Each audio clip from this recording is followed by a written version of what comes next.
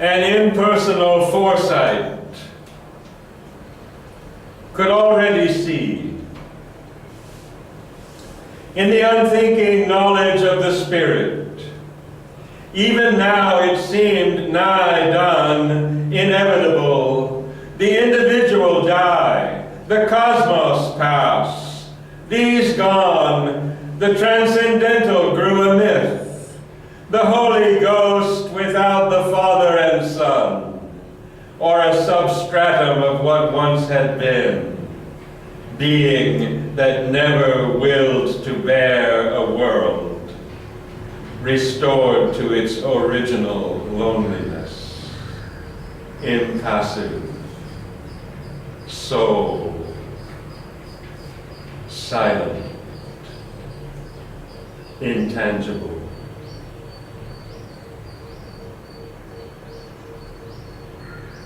Yet all was not extinct in this deep loss.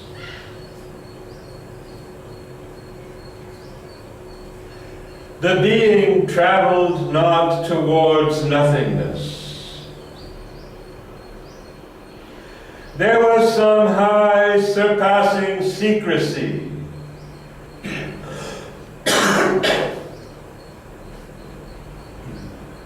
And when she sat alone with Satyavan, her moveless mind with his that searched and strove in the hush of the profound and intimate night, she turned to the face of a veiled, voiceless truth, hid in the dumb recesses of the heart, or waiting beyond the last peak climbed by thought. Unseen itself, it sees the struggling world and prompts our quest, but cares not to be found. Out of that distant vast came a reply.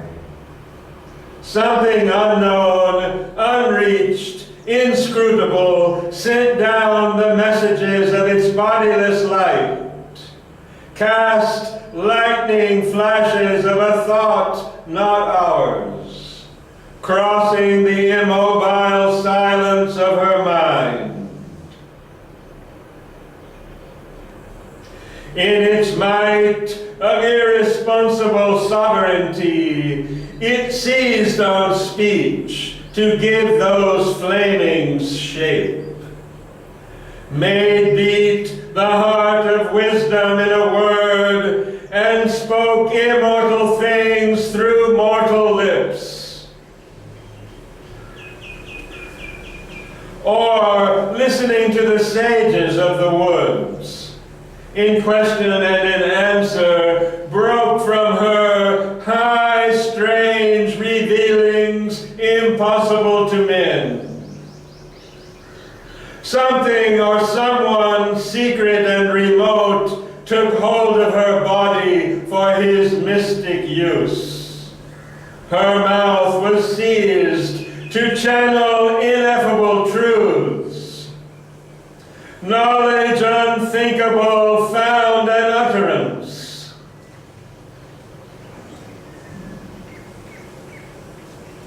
Astonished by a new enlightenment, invaded by a streak of the absolute, they marveled at her, for she seemed to know what they had only glimpsed at times afar. These thoughts were formed not in her listening brain. Her vacant heart was like a stringless harp. Impassive, the body claimed not its own voice, but let the luminous greatness through it pass. A dual power at being's occult poles, still acted, nameless and invisible. Her divine emptiness was their instrument. inconscient nature dealt with the world it had made, and using still the body's instruments, slipped through the conscious void she had become. The superconscient mystery, through that void, missioned its word to touch the thoughts of men.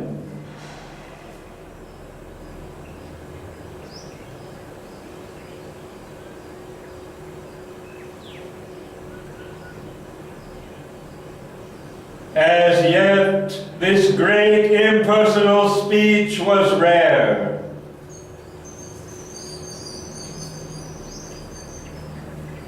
Which we are now hearing, by the way.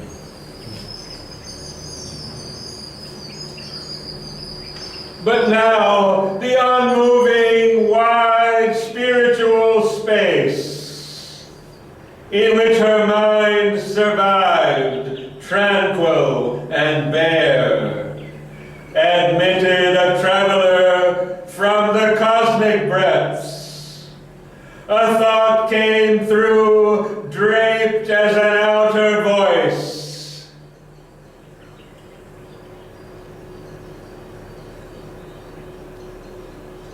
It called not for the witness of the mind.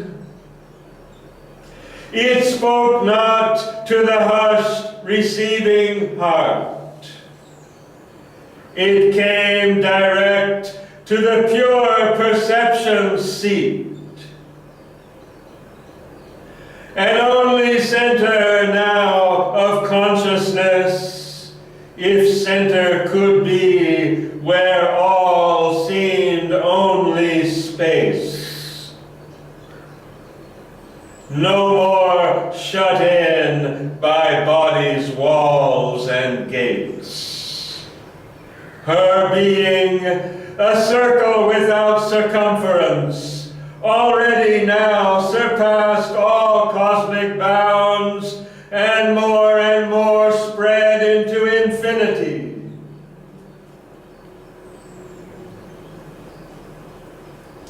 This being was its own unbounded world, a world without form or feature or circumstance. It had no ground, no wall, no roof of thought, yet saw itself and looked on all around in a silence motionless and illimitable. There was no person there, no centered mind,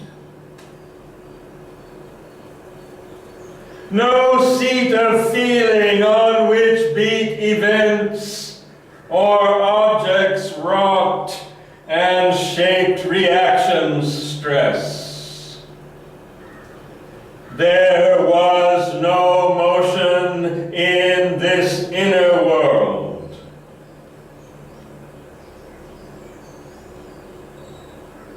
All was a still and even infinity.